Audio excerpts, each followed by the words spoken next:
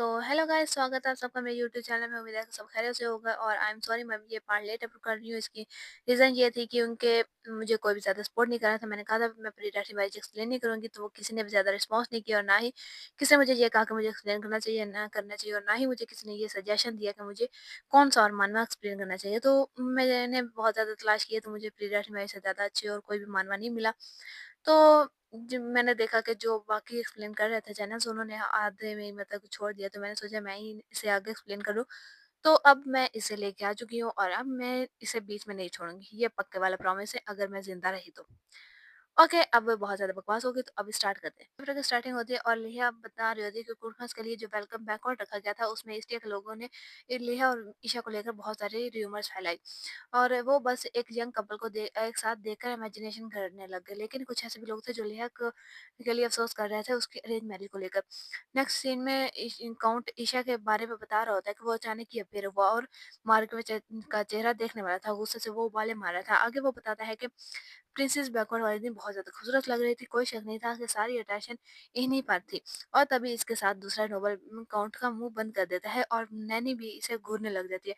Then वो एक box खोलते हुए दिखाता है और कहता है कि ये सिर्फ एक चीज़ है जो नोबल्स में ट्रेंड बन गई। लेहा कहते हैं क्या ये फल खंजूर थी? और ये काउंटर कहता है कि जी हाँ, वो आपको ये एक बॉक्स देने को कह रहा था। और ये सुनकर लिया हैरान होते हुए कहती है, ये ज़रूर क्यों? वो और तभी वो खामोश हो जाती है। आप समझ ही सकते हैं कि वो ईशा के उन खंजूरे के बारे में बात कर रही है जो ईशा ने उसे दी थी, कि वो मतलब कि खाती रहे और इससे एनर्जी उसे मिलेगी। काउंट बात सुनकर कहता है क्या? और लेहा हाथ में उचकाते हुए कहती है कुछ नहीं। वेल फिर आप मुझे क्या रिपोर्ट करना चाहते हैं? काउंट बताता है कि कुर्कन्स एशिया के मेन ब्रांच में विजिट कर रहे हैं। आजकल पहली ब्रांच में मेन ब्रांच लोग आते हैं और दूसरी ब्रांच में वो है जहाँ गिफ्ट्स को पकड़ा जाता है। और इससे ये बात तो साबित हुई है कि कुरकान और गिब्स के रिलेशन कुछ अच्छा नहीं है। और आगे वो बताता है कि तीसरी ब्रांच वो है जो आप एक्सेप्ट कर रही थी, कि एक ऐसा ग्रुप जो कि कुरकान के स्लेव को इस्टीए में तलाश करते हैं।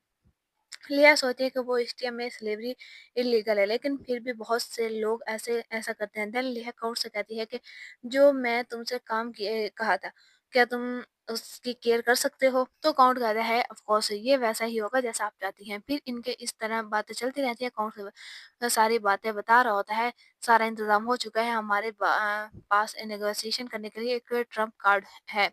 लिया कहती है मैं कोशिश करूंगी कि जितनी मुझसे हो सकी, मैं यहाँ हार नहीं सकती। नेगोशिएशन स्टे के पीस के लास्ट ऑप्शन है। लेहा आगे कहती है कि इसके वजह से मुझे एक ऐसा इम्प्रेसिव प्लान बनाना है जो मार्गरेट से शादी करना है। अगर ये शादी हो भी गई तो ऐसे कमज़ोर कंट्री पर हुकूमत करने का क्या फ़ायदा? मैं इस वजह से नींद नहीं ले पा रही। एम्परर सोचता है कि प्रिंस इन सब से डील कर सकता है। ये सिचुएशन इस वक़्त प्रिंस के लिए भी बहुत बुरी है।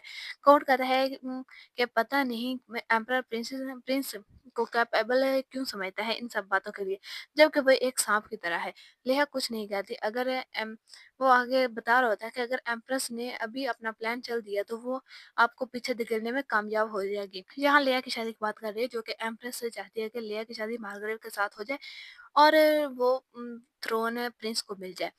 तो काउंट आगे कहता है कि लेकिन इन सब के बाद बहुत लेट हो जाएगा और इवन अगर वो भीख भी मांगेगी तो आपका प्लान काम उसका उसका प्लान काम नहीं करेगा। लेहा इसकी बात को टोकते हुए कहती है काउंट बैटली वो गुलाम, मैं इन्हें खुद विजिट करने का सोच रही हूँ। यही ये सीन कट होता है और नेक्स्ट सीन एक बगी का दिखाया जाता है और अचानक घोड़े डर की वजह से कुछ हरकतें करने लग जाते हैं और इस घोड़ा गाड़ी को चलाता हुआ बंदा कहता है हेल ब्लडी, और दूसरे लोग वापस मुड़ने को कहते हैं। बट तभी उन पर हमला कुरकंस कर देते हैं, जिसकी वजह से उन्हें संभलने का कोई मौका नहीं मिलता और वो सबको काटते चले जाते हैं। इनमें से गाड़ी चलाने वाला गाड़ी के नीचे छुपने लगता है, लेकिन हमारी ग्रीन उस गाड़ी को एक हाथ से ऊपर उठा लेती है और फिर इसे उठाकर पीछे फेंक देती है। और वो बहुत बहुत ज्यादा घबरा चुका होता है वो बंदा जो होता है, क्योंकि सामने ईशा खड़ा होता है, ग्रीन इसके सिगरेट जलाती है और ईशा आस-पास से देखते हुए कहता है कि ये क्या मेस है। और तभी हिबान दूसरी तरफ से कहता है क्या यहाँ कुछ भी नहीं है। और ईशा जो होता है वो बहुत ज़्यादा गुस्से में होता है और उसके बाद वो कहता है कि ऐसा लगता है कि जो इन्फॉर्मेशन हमें मिली थी वो सही नहीं थी और वो बंदा डर के मारे पैंट गीली कर देता है। देन इस बंदे से पूछा जाता है कि क्या तुम जानते हो कि वो लोग कौन हैं? वो डरते हुए कहता है वो दूसरे गुलाम खरीदने वाले। और ईशा कहता है दूसरे गुलाम खरीदने वाले जो कुरकन गुलाम खरीदते हैं। वो बंदा डरते हुए कहता है हाँ। और ईशा इसे खत्म कर देने का ऑर्डर दे देता है क्योंकि अब इसकी जरूरत नहीं रही। और गनीन इसे पंच मारती है और हिबान कहता है क्या ये मर गया? मैं तो ऐसा ही सोचता हूँ। और गनीन कहती है कि मैं अपनी स्ट्रेंथ को कंट्रोल कर रही थी, मुझे ऐसा इस पर डाउट है। दूसरी तरफ ईशा सोचता है कि तीसरी बार मैं ऑलरेडी कुरकन के स्लेव की लोकलिजिंग को नोबल में ख़त्म कर चुका हूँ। लेकिन फिर भी पता नहीं क्यों कुरकन स्लेव किसी तरह गायब हो जाते हैं जिन्हें हम बचाना चाहते हैं। मन में सोच वो पहले भी सोच रहा होता है कि जो न्यू स्लेव हम बने होते हैं उन्हें जब भी हम पकड़ने जाते हैं तो वो गायब हो जाते हैं। देन वो बोलता है कि कोई हमसे भी एक कदम आगे है।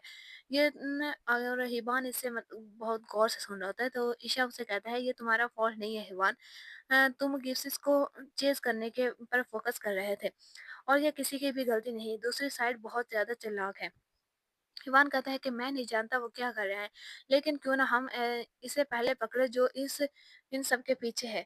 कोई तो इसमें ऑपरेशन का चार्ज होगा। अनफॉर्चुनेटली आज फुल मून है तो हमें ये ख़त्म करके वापस से जाना चाहिए। लेकिन तभी ईशा कहता है बट चलो ये करते हैं। इवान घबराते हुए कहता है क्या तुम ठीक हो इससे आज फुल मून है। तो ईशा कहता है हमारे पास और कोई ऑप्शन नहीं, हमें क्विकली मूव करना होगा अगले घंटे में। और तुम जानते हो कि मैं खुद को कंट्रोल कर सकता हूँ। ऐसा नहीं है क्या? और यहीं पे ये चैप्टर एंड होता है। और मेरी अगर वॉइस बीच में अच्छी ना लगी हो तो आई एम सॉरी, क्योंकि मैं बहुत ज़्यादा टाइम के बाद एक्सप्लेन कर रही हूँ तो बीच में प्रॉब्लम बनती रहती है। तो अब बाय बाय और मुझे सपोर्ट करना। Bye bye.